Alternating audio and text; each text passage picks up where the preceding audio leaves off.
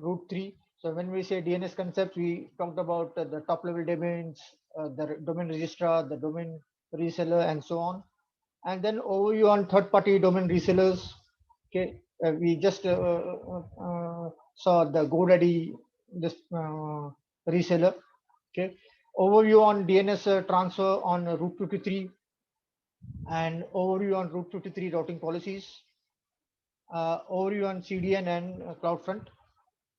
Okay, and we had a very high level overview on direct connect and private link.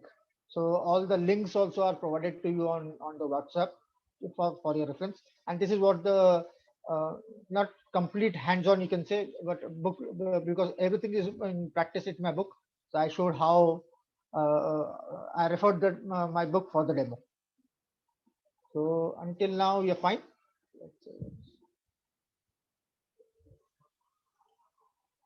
Okay. So we come to our module 4 and talk about AWS storage, right? So we'll talk about S3 more on S3 today. Simple storage service, okay, and there are attached components to the storage service available AWS that are EBS, EFS, Amazon Glacier, and there are some migration tools like Snow Family and Storage Gateway. So we will be talking today but before I continue, right, let's talk about storage first. What is storage actually? And what are the types that we use? Uh, so the general storage types, what we use in day-to-day environment, be it a laptop, be it a server, okay, be it a server in a data center, okay, be it a virtual environment also. So there are three types of storage. One is block storage, one is file storage, and one is object storage. So let's see what is block storage. Right? So block storage, data is typically stored in a device on a fixed size blocks. So if you can say right now I'm using my laptop and I have a hard disk, right? Okay, uh, and it is I have an inside a hard disk I have created volumes, partitions. Okay, and it is using NTFS partition, right? NTFS, Microsoft NTFS partition level. Okay, and how my data is being stored? It is stored in blocks. So typically stored in device on file size blocks, and it is the oldest form of the storage type. So protocols that normally in server environment or this thing, if you recollect on the first second lecture that we talked about the components of data center, right? So we said network, storage, and so on, right? So in network in a data center environment, you will have SCSI, you will have fiber channel like using storage attached network SAN, and as I'm using my laptop, I can use the SATA disk. Okay. So interface can be SAN or software defined storage. And the type of data is a structured type of data, and it uses a fixed system attributes. Okay, it has its own system attributes that it provides to the block level this thing, and it follows the fixed system attributes. Those attributes cannot be modified. Okay, so best for high performance applications, transactional database, and VMs that require low latency. Apart from that, it is also you can attach a volume for your as we saw in our EC2 instance, right? Where an EBS backed this thing, okay, where a volume is required, okay, uh, to to to store so that the operating system can run. If you try to delete, if you are running an instance and try, you cannot delete that volume, okay, in use. Okay, you have to stop the instance and so on. Okay, and then workload, granular access to data, consistent performance, and trade-offs generally more expensive in a general environment. Okay, and altering data can be changed within a file. So it's very flexible Okay, and the data can be altered, if you want to create a version of this thing, it can be altered within a file. Okay. So the next topic, next storage type that we talk about is file storage. Okay. So file storage, if you can see, it's an hierarchical structure of folders, right, or files. Okay. So file storage data is stored in a single piece of information inside a folder, similar that what we do. Normally, if you have gone with IIS, right? If you know about the Microsoft web service known as IIS, so if you enable that, you will and you enable the tree structure, you'll find everything in a hierarchical tree structure. Okay, so data is stored as a piece of information inside a folder, and the protocols that it is used is CIFS, Common Internet File System, server message block (SMB), and network file system. So interface can be stored in NAS, network attached storage, and network attached storage. In a block level environment, we use SAN. Okay, and NAS is much cheaper than the sandbox. So if you require only an environment to store only your file data, or only related to your data that is related to a file, not a transactional, but like a folder or files or a text image or anything, you can use NAS in an environment. So requires to be mounted on the file system. So whenever we connect a NAS to a particular server, okay, if it's a Linux or a Unix server, you have to mount that. After connecting the volume, you have to mount that volume to the particular file system. Okay, in SAN you don't have to require, it doesn't require to mounting a file system to this thing. So type of data is semi-structured using fixed system attributes. Best for file storage devices, are often used to share files with users, used for mass file storage, okay, and less expensive than block storage. Then we come to another type is called as object storage. Now, what is object storage, right? Similar to your Google Drive, OneDrive, okay, whatever we are storing the data over there is nothing but an object storage. So object storage data is based on key value addressing, accessed over HTTP, over the internet. Okay, it can be accessed using HTTP, HTTPS, and accessed over the internet. Okay, so type of data, it is unstructured, maintains metadata. So when we say fixed attributes, those attributes in file storage or block level storage, that the operating system provides the attributes like file101, whatever ID it is required. Here in the metadata, okay, we can provide a key value pair, right? What is related to that file, that object. So we can also specify it. It can be user specific also. So best for managing large number of data across multiple geographic regions. So object storage, as I told you, as I gave an example of Google Drive, and so it can be stored multiple on multiple geographical regions or multiple data centers, right? It can be multi-tenant. Okay, so workload consistent, handles meta rich, and large, it is used for large scale analytics. Okay, so trade-off, generally less expensive. Altering data requires transferring a new version of entire object. So if you need to if you need to access the modified or access a new data coming in, okay, or a version is changed to an existing data, so the version has to be the new copy has to be stored on the object storage, so that so that you can access the latest version of that object. Okay, am I clear until now? Okay. Yes, sir. Clear, sir. So these were the important concepts about what was. So when we talk about AWS, right? So AWS have, as we told, there are normally in generally there is three types of storage: block, file, and object.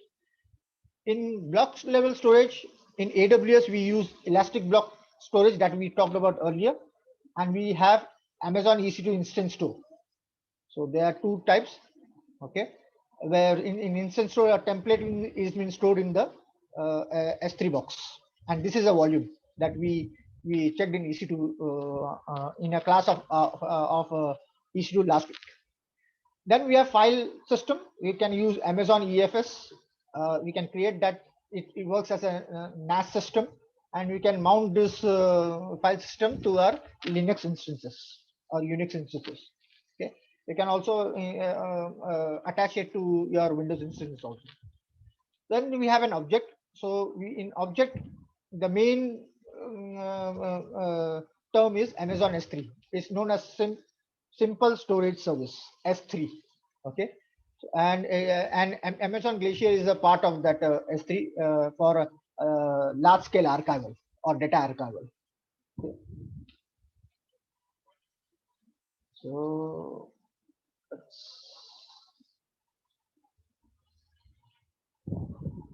So AWS Simple Storage, as we told, is an object storage service that offers industry leading scalability, data availability, and security and performance.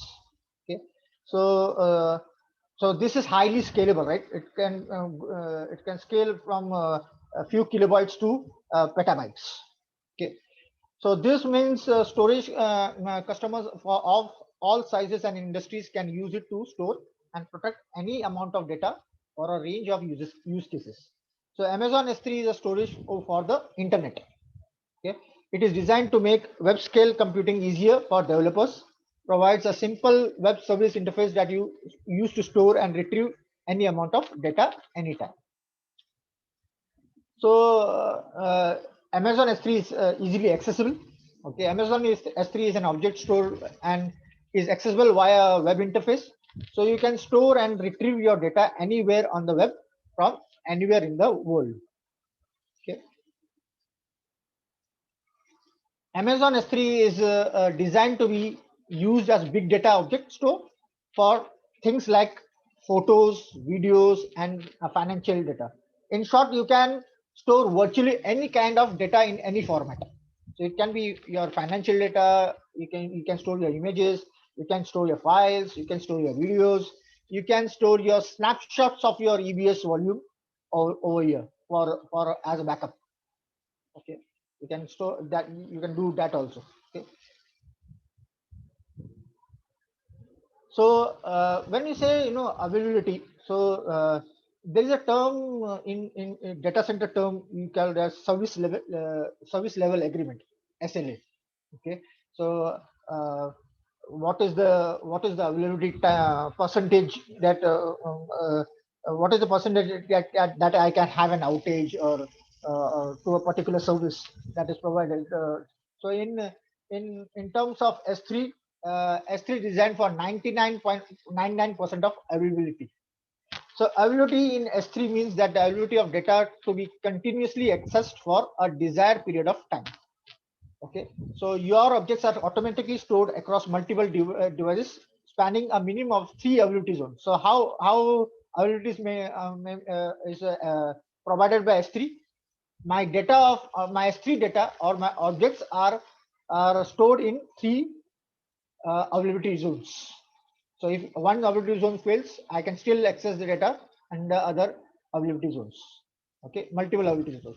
So your objects are automatically stored across multiple devices spanning a minimum of 3 availability zones, each separated by miles across an AWS region. So when you say durability of data, right? So in terms of if a particular file is modified or altered or this thing, or it is or if the file is corrupted, okay, or you want to accidentally if you delete this thing and you want that particular file to be stored in multiple availability zones. So this design provides you 99.999 up to 11 nines of data durability. Okay, so when you say availability, it is 99.99, and when you say durability, it is for all the classes that I will talk in future in the coming slides, will provide you 11 nines of durability. So because it automatically creates and store copies of S3 objects across multiple streams. This means your data is available when needed and protected against failures, errors, and threats. This durability level corresponds to an average annual aspects loss of 0.00001% of objects. So if in case a file is being deleted accidentally, you can still recover after many years. Because it will be stored in multiple availability zones. So Amazon S3 allows you to store as much data as you want. The storage is elastic, so you can scale up and down as required. Okay. So uh, so Amazon S3 allows you to store as much data as you want. The storage is elastic, so you can scale up and down as required. Okay. So multi-part S3 provides high performance. Okay, so multi-part uploads maximum network throughput and resilience. Amazon S3 transfer acceleration allows you to make use of edge locations to increase upload and download times. So let's don't. This is how cloud storage and distribution is there. You can upload your entire storage infrastructure, as I told you, right? You can offload your entire storage infrastructure to the cloud to minimize cost. You can distribute your content directly from S3 to end users, or use S3 as a source to deliver content to Amazon CloudFront edge locations. So Amazon S3 offers numerous security options. It can provide you SSL certificates. You can encrypt your data. You can have RBAC roles using IAM, and you can have permissions on your system. So S3 is integrated with many AWS products such as CloudFront. It is integrated with CloudFront. It can be integrated with CloudWatch. It can be integrated with RDS. It can be integrated with EBS, and it can be integrated with Lambda. So just to show yesterday that you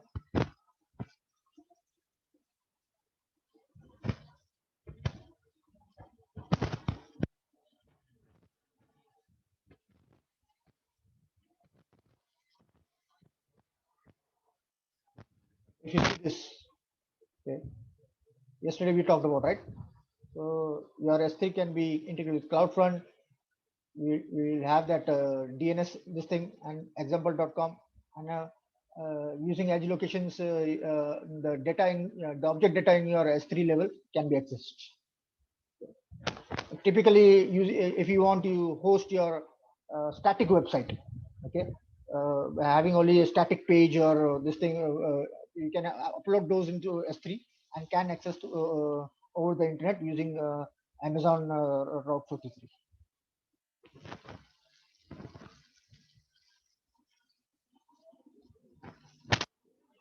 So static website hosting, Amazon S3 allows you to host your entire static website at a low cost.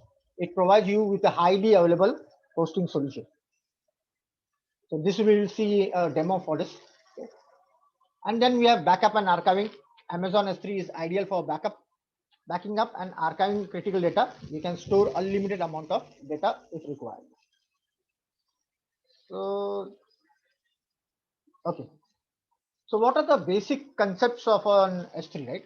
So the section describes the concept of S3. So what normally S3 will, the main concept is that you will have buckets.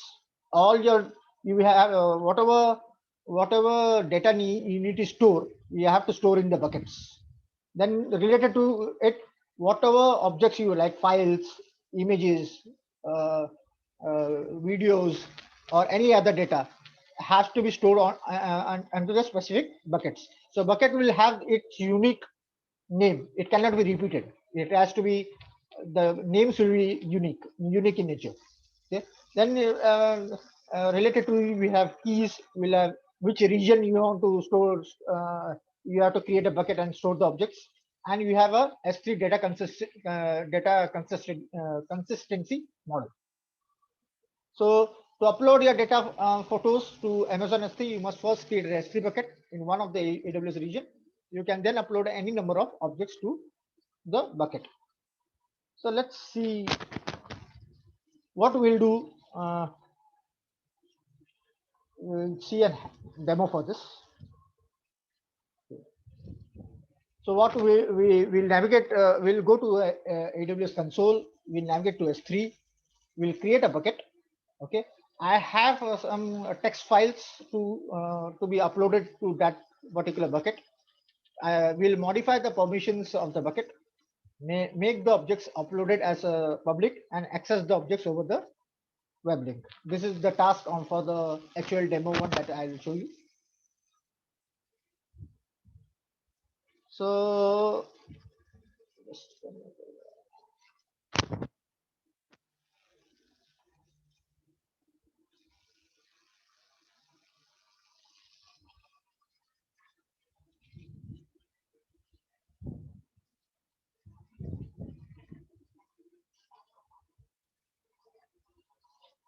you can see I've created some text file over here, right? Two text file, S3 version 1 and S3 version 2. So what I have written in that text file is welcome ISS students to the S3 lab section. Okay. And text 2 also welcome to ISS students to S3 lab section version 2. So if I go over here, sorry, I have my console available over here. Okay. So I'll go to services. Okay, I'll go to storage. I can always type the particular service over here and the search this thing. And you can see there are other components related to under storage, like EFS, FSX, S3 Glacier, storage gateway, AWS backup. So we are talking about S3, so I'll say select S3.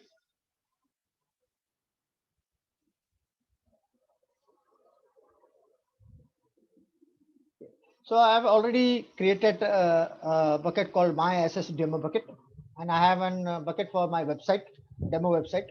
Okay, so let's see.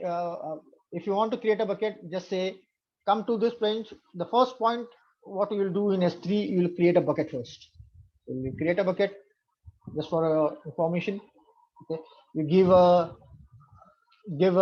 like if you say my bucket demo. Okay, so select the region that you want to use. I'm using North Virginia. You can use any of this. There are some regions that are not highlighted, right? So in some regions, I think so. In some regions, you will not be able to use the S3 one, but you can use in you can use Mumbai. You can use in Mumbai also. You can select this, but I am using North Virginia this thing for this lab. And if you see over here, you have to select the region over here, but you cannot select the region. So you cannot select the regions on this part. Why it is so? Why it is that it is giving me this? It is not highlighting me the regions over here. Because if you see, it can on the dashboard. It will give us the option, sir, when we are on dashboard. One is that, and other thing that automatically it will create 3 copies on the different availability zones. So I am selecting only the region over here, but it will not allow me to select the availability zones. If you see, North Virginia has 6 availability zones, right? So it will automatically make the copies, minimum 3 copies it will make for this bucket. Okay, then by default it blocks me the public access. Okay, I have to enable it. I'm keeping it blocked to show you the demo. Okay, so public access is granted to the buckets by default. This is blocked. Okay, it's an access control list and having bucket policies and other things. Okay. Then bucket also supports versioning. Right now I'm not I'm disabling it. So versioning means of keeping multiple variants of an object in the same bucket. You can use versioning to preserve, retrieve, and restore every version of every object stored. Okay. Sir, 1 minute, sir. Yeah. Here for the bucket, you said that once we create the bucket or enable a bucket session, it creates a three different in three different availability zones. Yes. Automatically. Yeah, automatically. So automatic. So if we don't require this S3 bucket, no more required. If we delete this, that will be deleted automatically, or it will be remain in the once the bucket is deleted, okay, it Okay. has some once the bucket is deleted, it will be after some particular time, it will delete all the copies from the different availability zones. Okay. Now say for the same thing, if the bucket was deleted, unfortunately by mistake it was deleted accidentally, then can we retrieve that particular copy from other zone? If we can we know that where it has been created? So for that, we use lifecycle management. That I will I will show you how to do that. Okay. Thank you. So I say create bucket because I have already created a bucket, so I am not. So in case if you say as I told, this name should be unique. So this name may be used by, because with this name they will have a DNS created, right, on the default root 23. Okay. So if I try to create this, it will not allow me. Should not allow me actually. Oh, it allowed me. Normally should not allow me because that bucket will be used. If you use the similar name, okay, if you try to use the similar name, it will not allow me. So let's be it. Okay. So what I did in this bucket, okay, what I did, what I can do here, I will just click my ISS demo bucket, okay, the bucket that I created, okay, and I will upload the objects. Okay, I have already uploaded one object over here, S3 version text, and I'll upload another object. I'll say, okay, so add files up to S3 to upload a file larger than 160 GB, use CLI. So if you have a file larger than 160 GB, you have to use AWS CLI or SDK. Okay, but if you have a small file, you can below 160 GB, you can upload it anytime. Okay. So add files, I say I'll just add it. If you see, this is my destination, that it will, where is the destination? It is under my ISS demo bucket. Okay.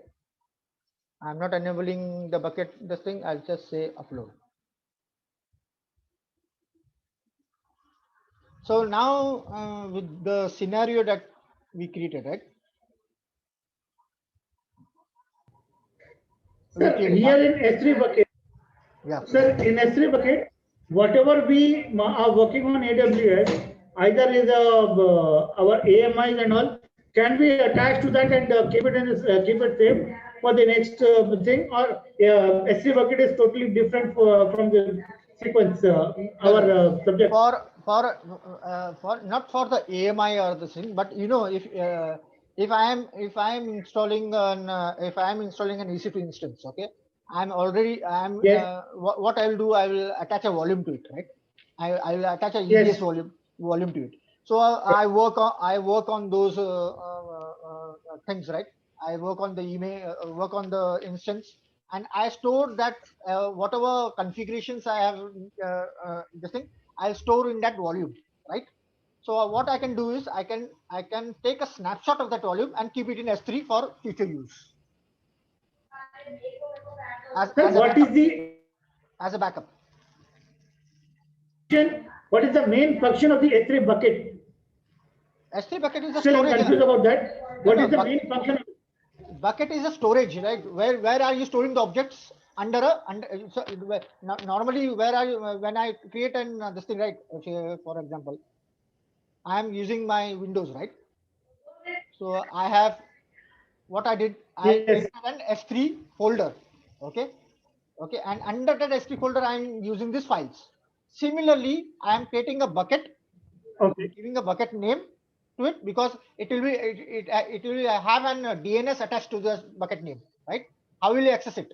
You will have a DNS Okay. attached to that bucket name, right? And then I will store the files under that bucket. I cannot store objects directly. I cannot store objects directly. I have to use buckets. Got my point? So in AWS, in AWS, we have a terminology that bucket, and that we are attaching everything to the bucket, and bucket we are giving the name to bucket as S3 Not for S3. storage. Whatever name do you Is want, it? bucket, yeah, whatever name you want, you can specify.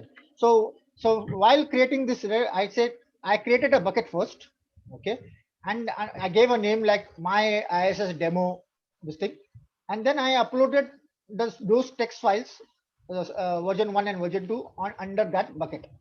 Okay, so in these two scenarios, what will I for storing any object on S3, you have to go do in this fashion. You have to create a bucket first and then upload the files. Am I clear? So it means whatever the files or whatever the contents we need to save in data form, we need to attach to S3. When to attach S3, we want to create a bucket. So Then we for need to put the data in the bucket and we need to attach it. so to make it very simpler, right? I am using Google Drive. Okay, I am using Google Drive. Okay, Yes, I yes, store objects. This thing, right? yes, I store my text files. I create folders under. What I do, I yes, save my objects like text file images, video images, and your this thing, documents. Right? I store into my Google Drive. Okay. My Google Drive is attached to what? right. My Google Drive is attached to what? It is attached to my account. Right? Yes, you are correct. So when I log into that account, I will be able to access those files and folders or upload my files and this thing, right? In the background, even Yes, my account will be attached to some storage, right? Some folder, like if my name is Faiz Kazi, yes, right? So that account name will be attached to an Faiz Kazi yes, folder, and under that folder, I will be having my objects, right? Similarly, in S3, you have to do yes. that. Now I'm clear. Okay. Yes, yes. Okay. Thank you.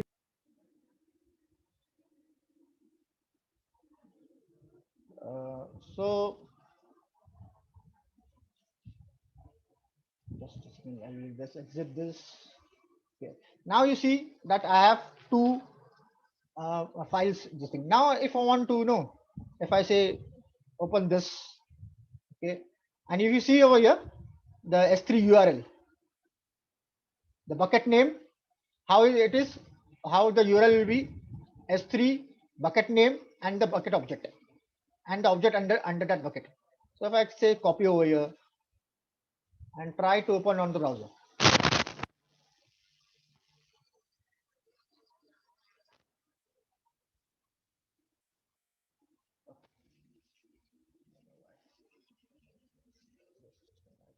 Okay, object URL. I can use the object URL instead of using the S3 URL. I will use the object URL.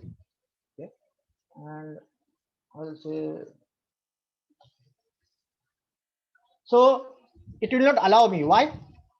Because I have not given the permission to make it public. Okay, so there are two things that I need to do over here. First thing that I have to make my object also public, and then my bucket also public. So let's see first making my object as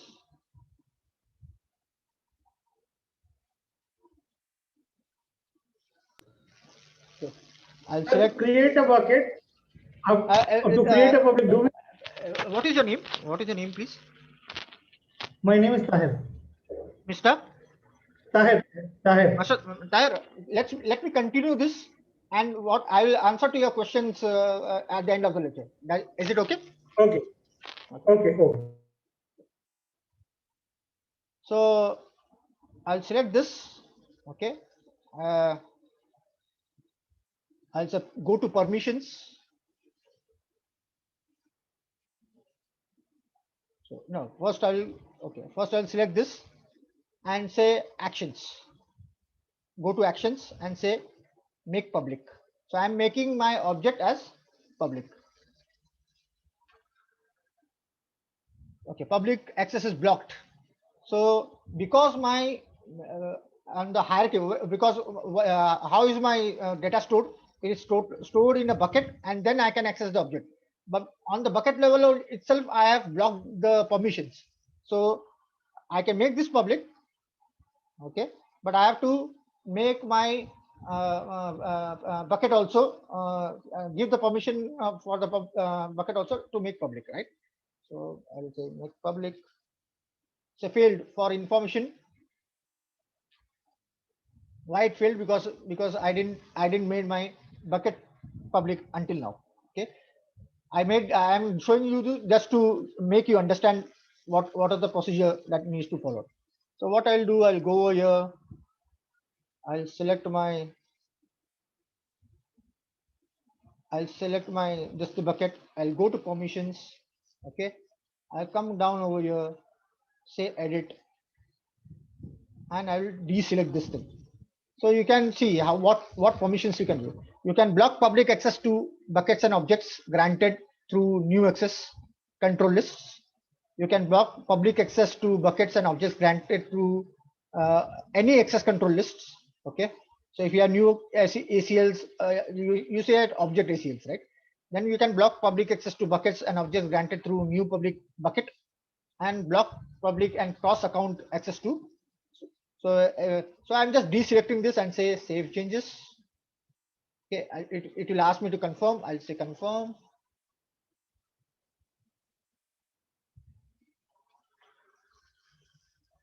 Now my bucket is public. Okay. Publish access objects can be public. So I've made this off. Okay. So now I go to my buckets. I select the objects. Okay, and say make public. So say make public. Now successfully public access. So now if I want to access this over the internet, what I have to do?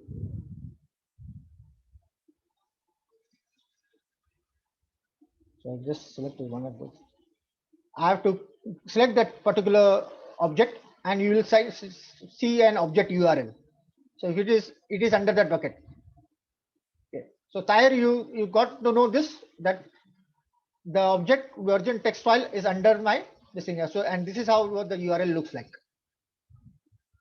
So and you can always modify this URL attaching this to Route 53 with your, if you are using your website or any other this thing. So if I say, so now I am able to access my web page. Am I clear until now? Yes, sir. Yes, sir. Clear. Okay. So the one is this part, right? Like we completed this part, just having a creating a new bucket or this thing. So let's place somewhere around the features available in this. So if I go to my bucket, this is my bucket. So what are the features available? You have properties where you can have bucket overview. Okay, at what date the bucket was created. Okay, and you have an Amazon resource name assigned to it, on which region it is selected. If you want to enable the versioning part, you can always do it from here. you can have also multi-factor authentication delete also, in case you don't want to accidentally delete your any file. You can have multi-factor authentication. Okay, enable to your bucket versioning. You can always have tags.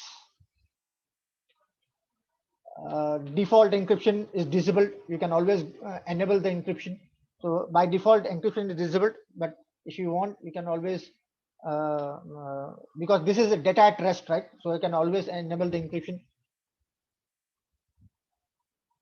So server access logging is there. If you are going for a web hosting part, so you can enable this to create logs. Okay. This I'll talk about next week. This is related to your auditing. Okay. So configure CrowdTrail data events to object level APIs for your log auditing to save your logs and audit accordingly. Then event notifications. You can use transfer acceleration to accelerate your endpoint for faster data transfers. You can use object lock, store object using write once, read many.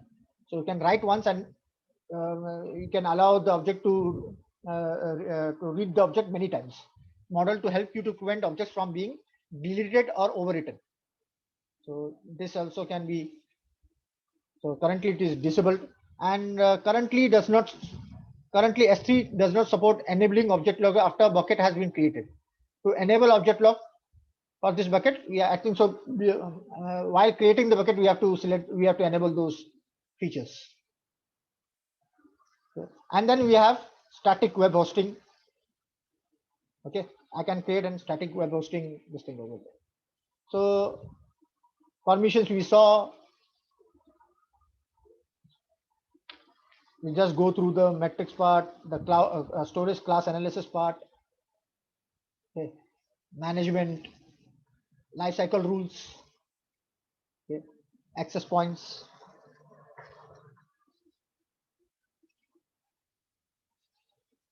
So now I will show the other demo also, and then we'll talk about the theory part. Okay. So now we have created one. Now I'm creating one more S3 bucket. Now I want this bucket to host my static website. Okay, so I'm creating one more bucket. I have for any web page, I will require what?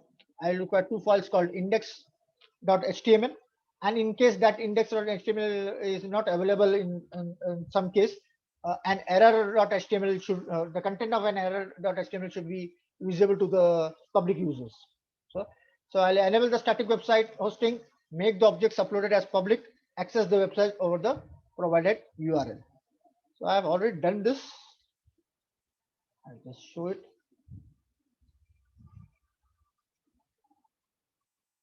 So I created my SS demo website, a bucket.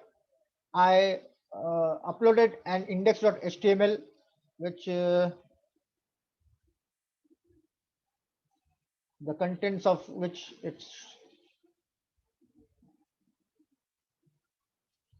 So this is the content of that HTML file. Okay. So if I open this HTML file, I'll say welcome to ISS, this thing. So this is how an HTML file is written. Okay. And this is always this is available in my book also, so you don't have to worry. You can just copy paste. So I go over here. I have uploaded the error and index.html and made this as public. I made the bucket as public as I showed you earlier. Okay, and then just check whether I made it public. Oh, okay, I made it public. And then what I did is, I come to properties of the bucket. This is the property of the bucket. Okay, I come down, scroll down until the last part. I say edit. What I did is I enabled the static web hosting. So when I say static, when I enabled it, it asked me to specify the default web page name. So I said index.html and I said error.html. Okay. So if you want, if you have one site, okay, like www.fires.com, okay, and you want to access http.fires.com, or you want to redirect this website to another website, you can always use redirect request for an object. So I say save changes. I've already done this. So I'll say cancel. Once you enable and save changes, you'll get your URL over here on the. So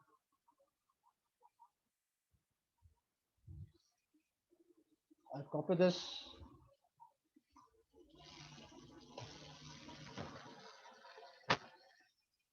Welcome to ISS Lab web hosting on AWS. So in case I find an error to my bucket, so as I told you, I've hosted index.html and error.html, right?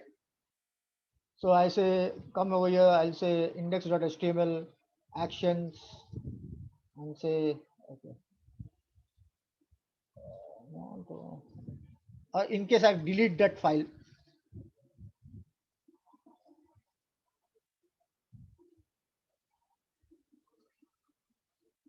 so if I say rename that object, so it will not be accessible, right?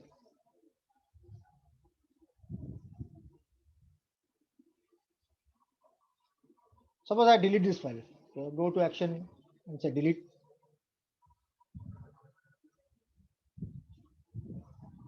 It says to confirm deletion, type permanently delete. Permanently delete.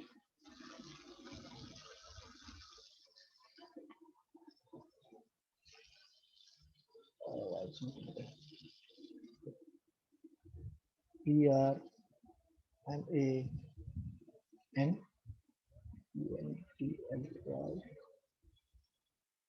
delete. Okay, delete objects. And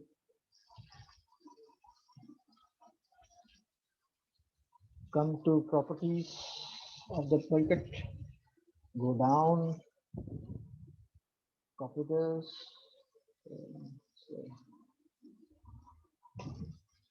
So see, I'm redirect with the error page. Got it? If some case if there are permission issues or anything where we will not be able to access those, you can do this. Am I clear? Yes, sir. So let's talk about the theory now.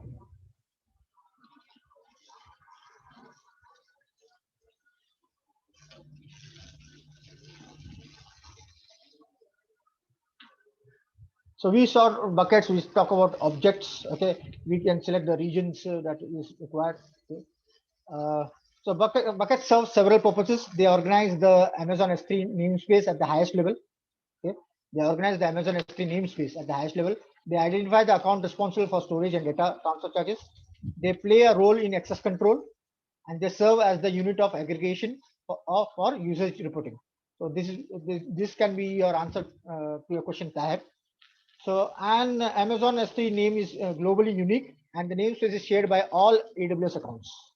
So this means that after a bucket is created, the name of that bucket cannot be used by another AWS account in any AWS region until the bucket is deleted. Okay. So after you create an S3 bucket, you can change the bucket name. So choose the name. Why you can't change the bucket name once it is created, right? So you have to choose the name wisely. After you have created a bucket, you can't change the region, and a bucket is owned by AWS account and that created it. So follow the listed bucket naming conventions, 3 to 63 characters. Bucket names must be series of one or more labels, and these are the naming conventions. Buckets can have following restrictions attached to it. You can create up to 100 buckets in each of your AWS accounts. You can have 100 buckets. Okay? You can increase your account bucket limit to maximum of 1,000 buckets by submitting a service limit increase. So by default, I can use 100 buckets, but I want more buckets. I have to check with AWS and submit a service limit increase. So once I increase it, I'll have an access to 1,000 buckets. So you can create bucket within another bucket. You can't create a bucket within another bucket. So bucket will be unique, right? I can attach objects to a bucket. Like I cannot have multiple. I cannot create a bucket under a bucket. Okay. So you can transfer the ownership of a bucket. You can store an unlimited number of objects in a bucket. Only a empty bucket can be deleted. So if you want to delete a bucket, it has to have no objects. So for that, how you can do it?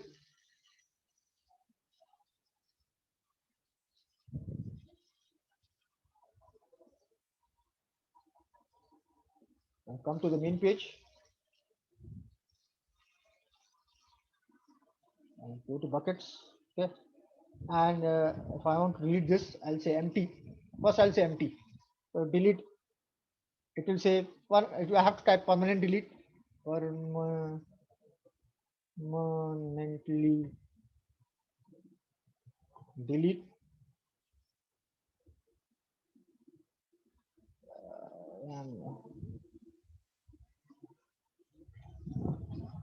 So if you say empty, okay. And also this thing, and if I say delete, type the name of the bucket. So it was my ISSS demo website. So if you see these delete options also, it is not easy that you can accidentally delete it also, right? So because it gives you more security, this thing. This one is also an empty bucket. I will say empty. Normally it is an empty bucket for me. So I'll just delete because I know it is an empty bucket. So my bucket demo. So those buckets are clear. Am I clear now? Okay. Yes, sir. So AWS S3 objects are fundamental entities. Objects can be any type of data, right? Like it can be images, files, videos, data stored in Amazon S3 buckets, and so on, right?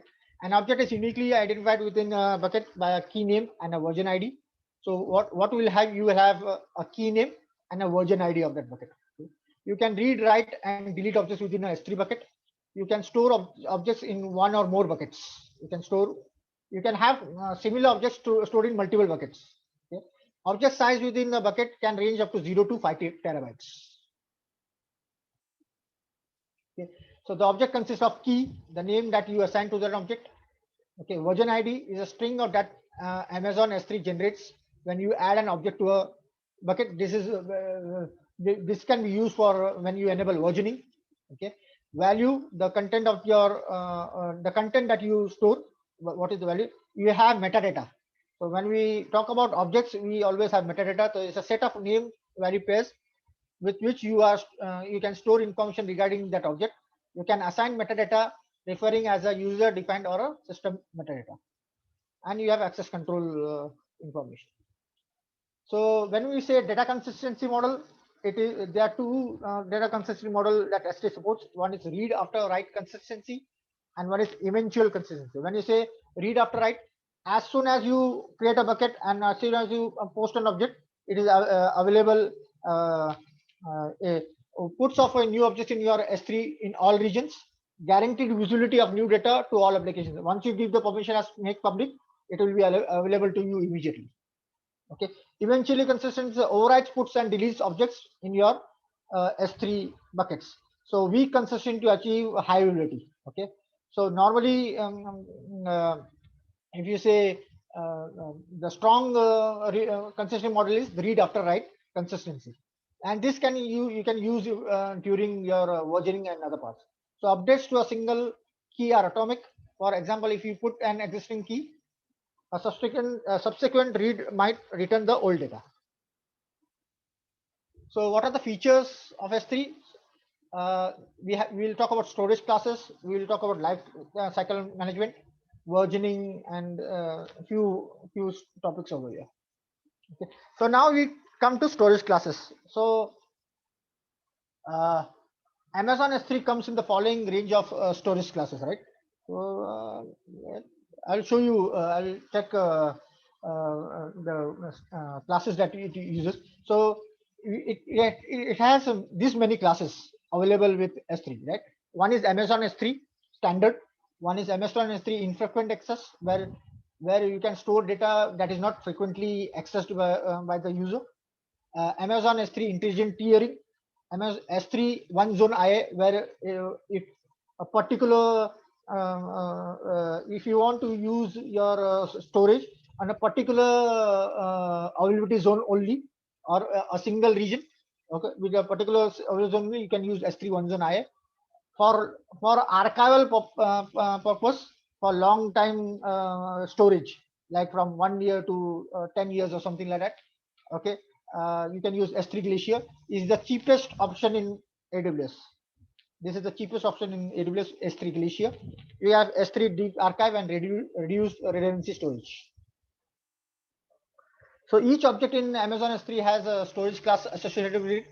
If you list the objects in a S3 bucket, the console shows the storage class for an object. So I'll just, if you see over here, if I upload an object, what storage I can always have an option to store to select the storage class for that. Okay? So for durability part, each of the classes will support 11 nines of durability, and the availability will differ case to case. So when you talk about standard storage class, it's a default storage class. So once you create an object or under a bucket, by default it will use S3 standard. But if you want, you can always change according to your use. Right? Designed for high availability and durability, used to store frequently accessed data. It will provide you 99.99% of availability. Used for low latency and higher throughput. It is 5 GB for standard storage for free tier, and first 50 TB per month, USD 0.25 per GB, and this differs region to region. Okay, the cost differs region to region. Then we have infrequent access, resilient to loss of an availability zone. Okay, so if you lose an particular object in a particular availability zone, or if your complete availability zone is lost, it can act as an redundant availability zone for you. Okay, so designed for long-lived and infrequently accessed data. Minimum object is 128 KB. It can provide you 99.9% of availability. Minimum storage duration is 30 days, and all storage month, it is USD 0.19 per GB, and differs region to region. Following are the features of Amazon S3 intelligent tiering. It's similar to your standard IA.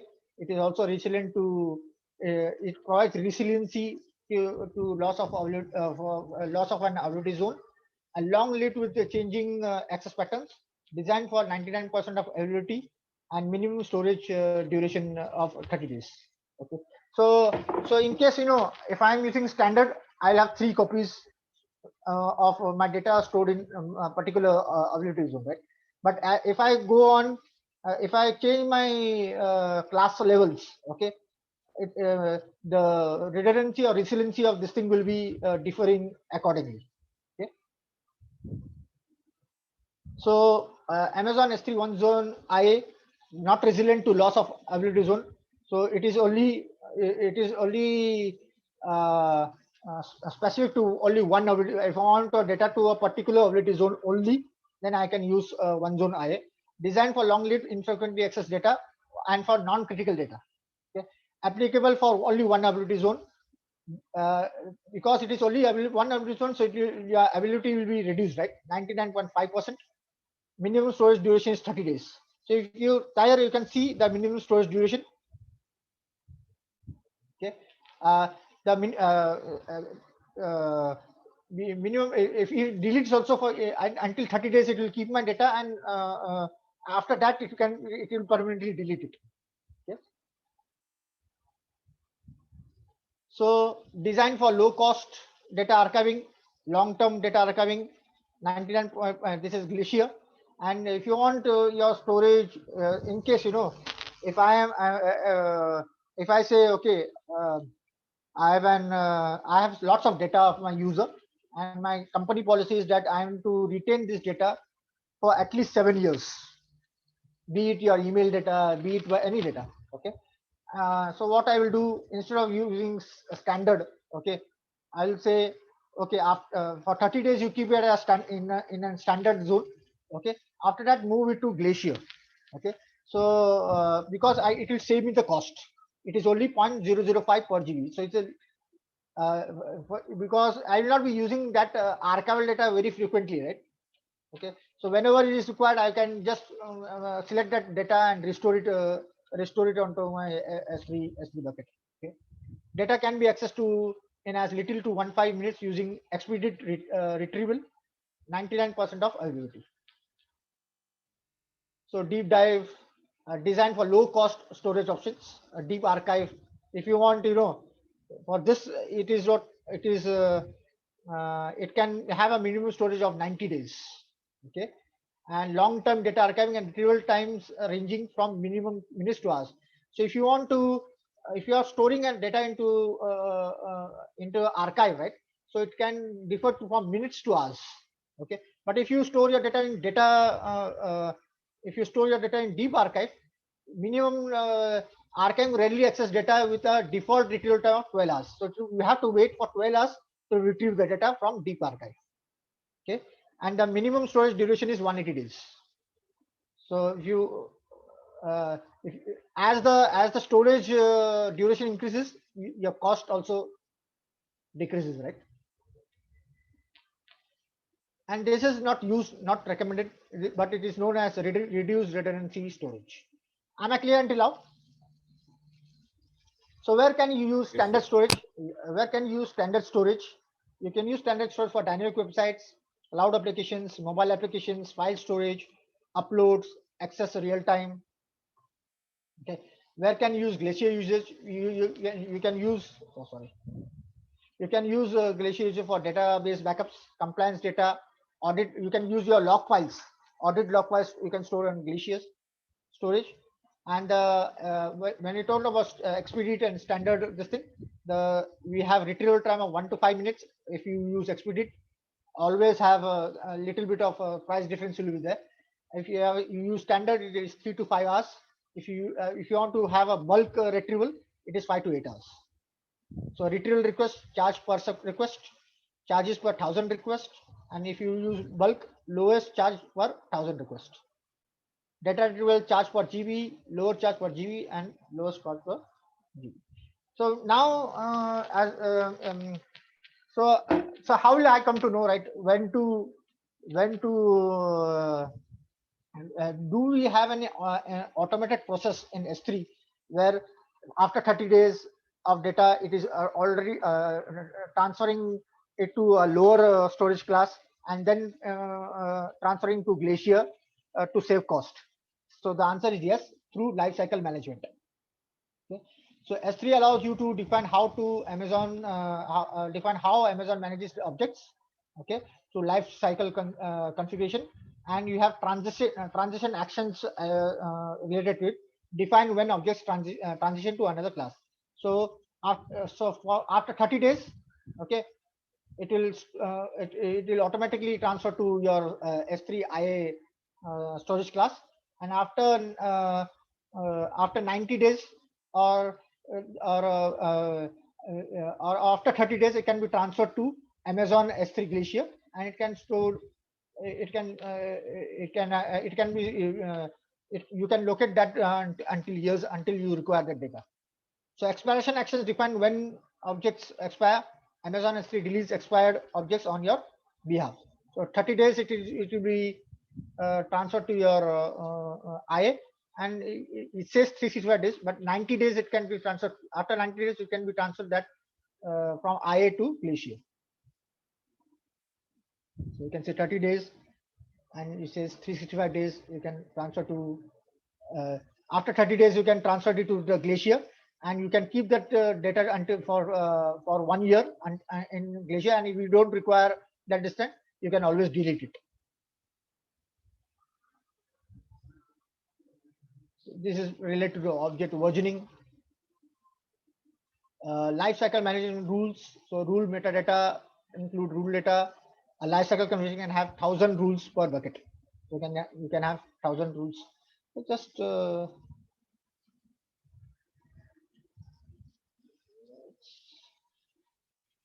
have an object. So what storage class it is using? Okay. So if I want to change that storage class, can I do it? Let's see.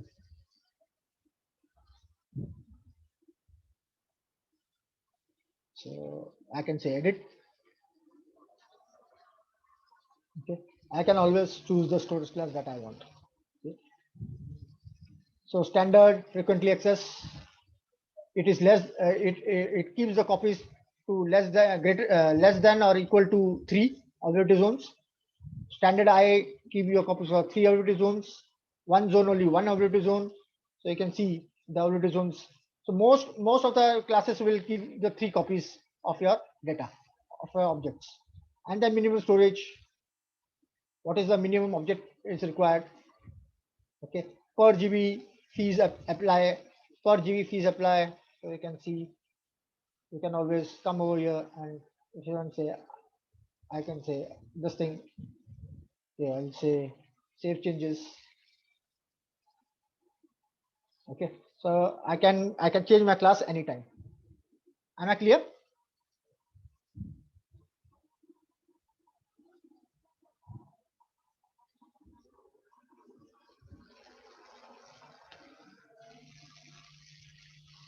So if you go to my bucket and you see that object is changed to standard IA. Am I clear? So you always, whenever you try to upload object, you can do this. You can do this, or you can come to management, and you can have lifecycle rules. So we say create lifecycle rules. Okay, so I can get S3 lifecycle, whatever name I have to give.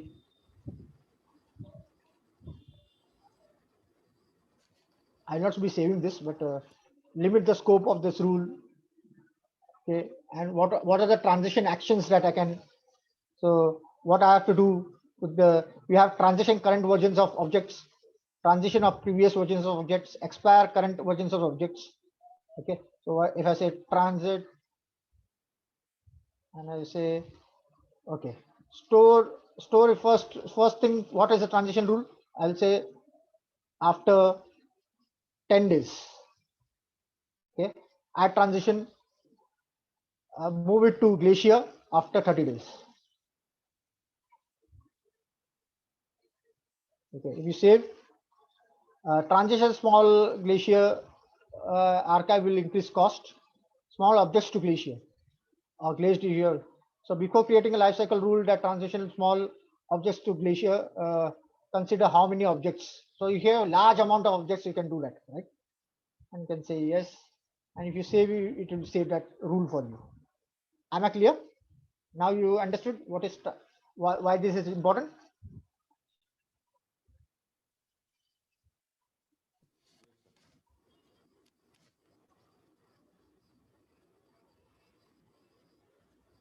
So you can always make use of object tags, right? So use object tags to categorize storage.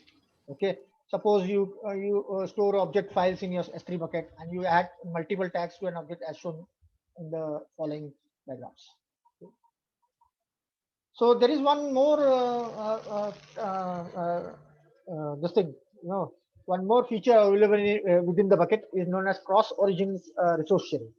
So defines a way of client web applications that are loaded in one domain to interact with resources in different domain.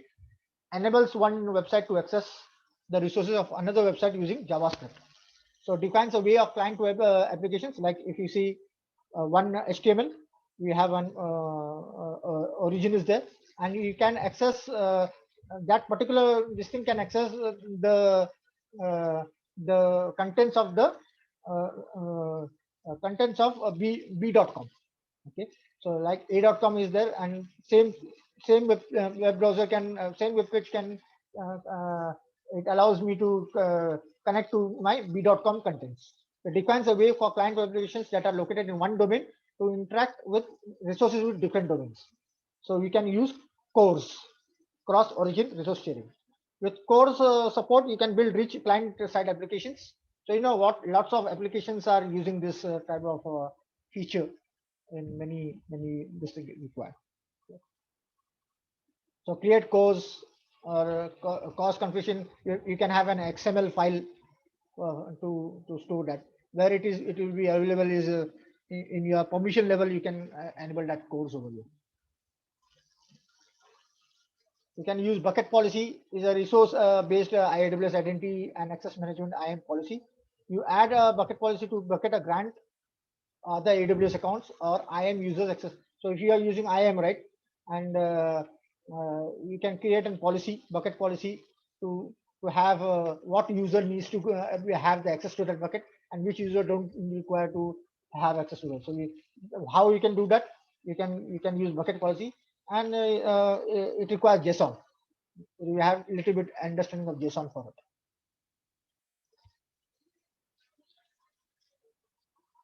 So access control lists enable you to manage access to buckets and objects. So we saw this. We created you know we created the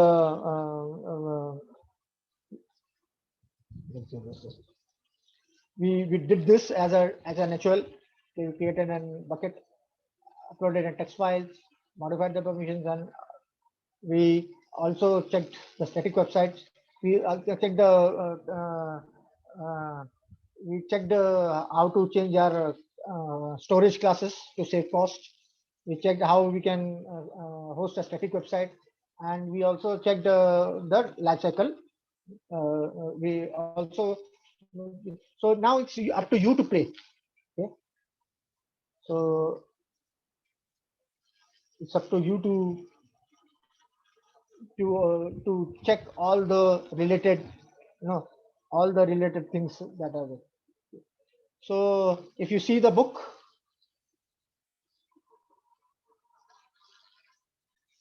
whatever I did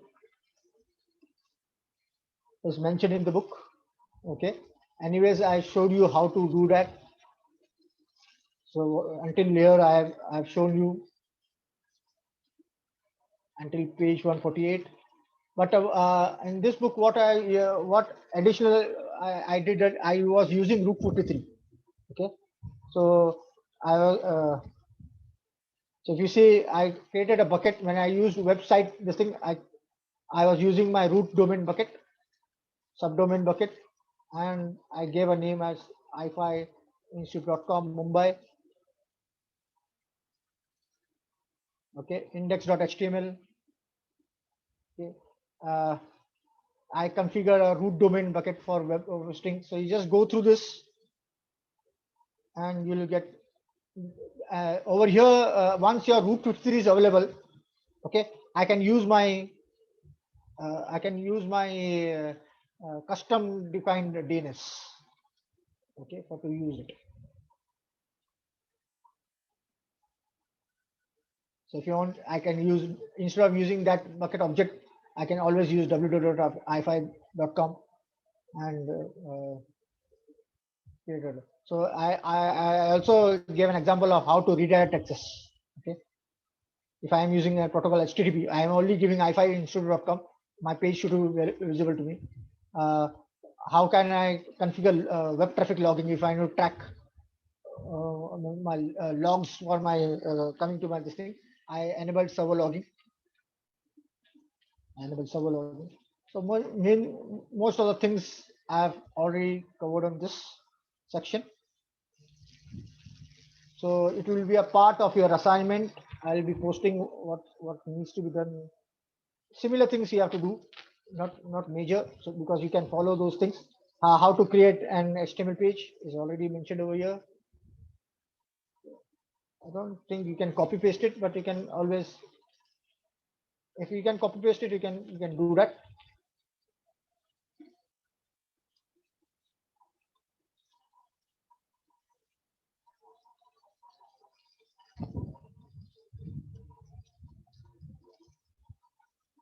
Okay. Life cycle rules and other parts of that.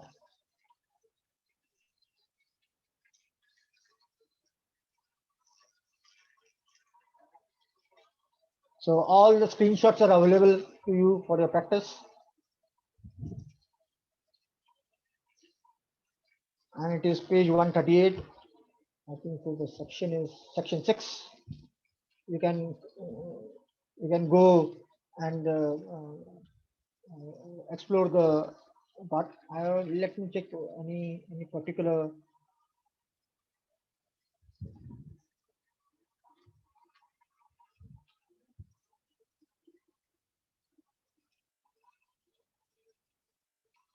So you can create a bucket settings, bucket origin, and lifecycle rules. So you can create a static website. You can always go with Lab 6.2. Okay. This content delivery network, I'll be just having an overview tomorrow. Okay, so that, I already have covered CloudFront, but I'll just show you on the book itself how to do it. So any questions until now? So you have to, for this exercise, you have to do Lab 6.1 and 6.2 as an assignment. So, sir, in order to do today's assignment, we need to have a DNS, like we need to have a No, domain. not required. Not required. Like not for required. for yesterday's lab, Route 53, we need to have a domain. Yeah. For Route 53, you require a domain name, but here you don't require. You can always. So with 3-tier account, we can do all of this that you have shown in today's. Yes. You can do this. Okay. Right. You can always see. Yeah. Tell me. Sir, that like Continue. Windows instance, I tried creating, sir. Yesterday, I was asking you that question of instances. You remember? Like Linux instance, I got a key pair, but when I go to Windows Server instance that you have shown in the class. Yeah. So for Windows instance, you don't have to. You can have PM file. You can always download that. You'll always have PM file, but you don't require to convert it into PPK for Windows. Yes, sir. That PM file, actually, I have lost that folder wherein I saved those files. So like in order to go with that RDP, like a remote desktop, we need that PPM. Yeah. That is must. Yes. That is must, because you need to keep the password.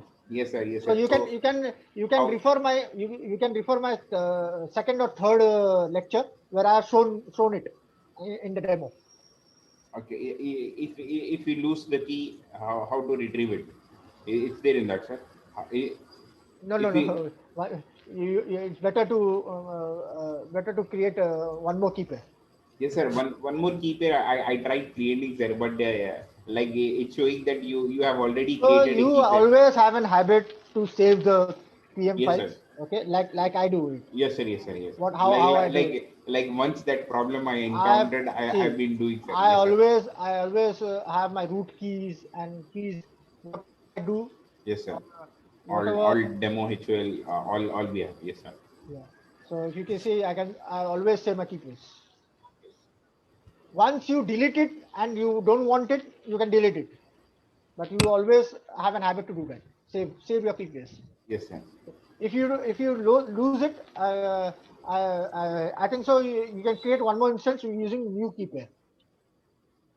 So you don't use that. With a different name. With a different name of the key pair. With a different name, yes. So you have an option of using existing or create a new one.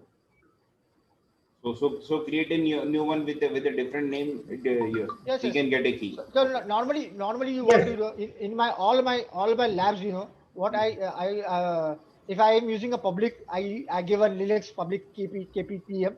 Okay. If I am using a Windows, I use this as a whatever Yes, sir. I Tag. download it. Okay. Yes, sir. The PM file. Yes, Okay. sir. And Yes, I sir. normally use the same KPM for all my tasks. Yes, sir. But Okay. but you have to save it. Yes, sir. That is very important. Okay. I'll do it. Okay. I'll try to do it. Okay. S3 bucket, regarding S3 bucket, Yeah. Tell me. can we, if we don't have an instance and we are not running the instance, can we create a bucket and keep it in our account? Yes. Here, S3 is not related to your instance, right? It's just an object storage. It's a storage. So Is I'm it not a chargeable or? yeah, charges means depend on what storage class you are. I told you, I referred you on the storage classes, right? So let me check. I have I think so. We have less time over here, but I'm already there. Okay. So you see, I'll share this link S3 pricing. Okay. So Okay. this is what it is, right? First 50 TB per month. This is the charge. Next, the way you increase your data storage, the price decreases. Okay. Yeah. So these are the charges. Okay. So lowest charges for Glacier and Deep Archive, but you have to store the data for at least 90 days or more than 180 days. Oh, in that way. Okay. So Okay. got my point? So I'll say, Yes. and it always differs region to region. So if you go to Mumbai region, the prices will be slightly different. So, sir, means we are storing the data whatever we have in our local machines and we are attaching to S3 bucket. It is not local machine. It can be any like if you are working in an organization, right? Normally, in Yes. a traditional environment, what they used to do, they used to store a file server where Yes. you used to store your data, and they used to back up to a tape backup or this thing, and you used to retrieve it over there. So now Right. with cloud, what you can do, you can have your entire file storage stored into S3. So you can ask your you can providing some users access and having your rules specified to access those S3 buckets. Okay, you can always ask your users to go to the internet and retrieve your data. So you not required to keep your files to spend lots of things like there may be some storage where it can be unused data, right? Some people will have Yes. some people may have some videos or some other stuff that is not used to their day-to-day this thing. So your with limit of with limit of limited pricing or pay as you go model, you can get just storage options where you can store your data in multi-tenants. So this is Oh. where in real-time scenario you can do it. Okay. Thank you. Okay, thanks.